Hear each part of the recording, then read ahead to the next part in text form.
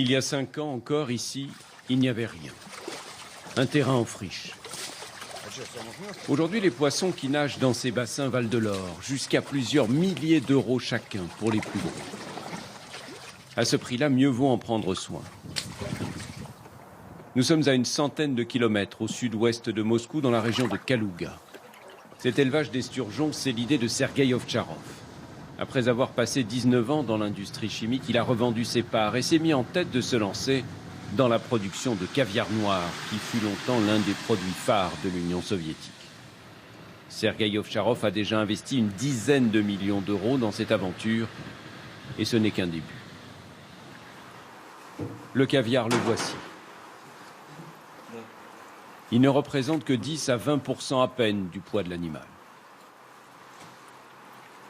Acheté il y a 2 ans dans la région d'Astrakhan, sur les bords de la Volga, les esturgeons ont été nourris exclusivement d'aliments naturels, sans le moindre antibiotique.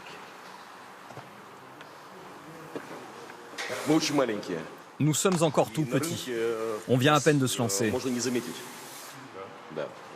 Nos clients, ce sont des gens qui aiment le caviar, comme on le faisait à l'époque soviétique.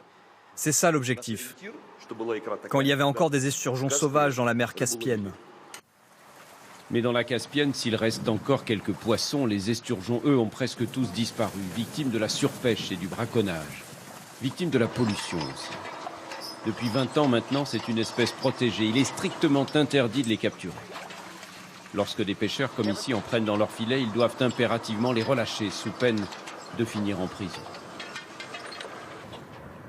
Au marché à Moscou, le caviar pourtant ne manque pas. On en trouve à tous les prix, de cher à très très cher. Officiellement, il provient uniquement d'élevages contrôlés. C'est du caviar de qualité supérieure, qui respecte toutes les normes sanitaires. Il est très peu salé. Les poissons étaient âgés de 8 à 15 ans. Et il est bon? Très bon, c'est le meilleur.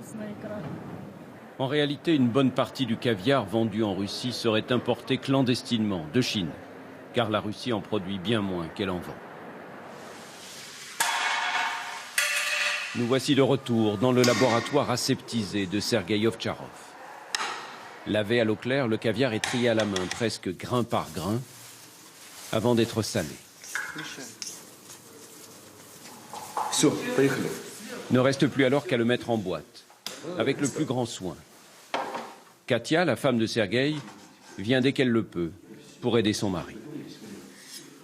Ça a dû être quand même un grand changement pour vous d'avoir un mari qui travaillait dans l'industrie chimique. Ah oui.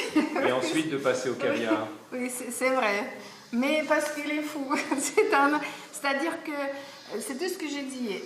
Il ne sait pas de faire moitié.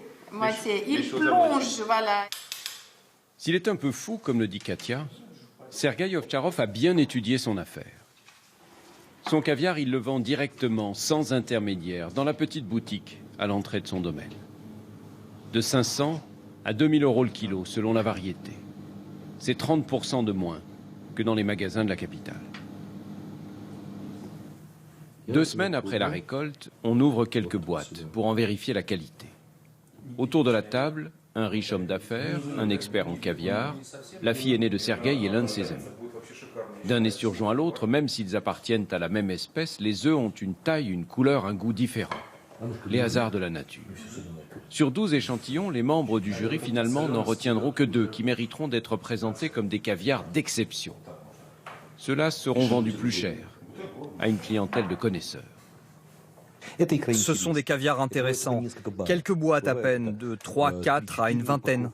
Pas plus, une quantité très limitée. Pour espérer produire le meilleur caviar du monde, il faut se donner sans compter. Il faut de la rigueur et de la patience.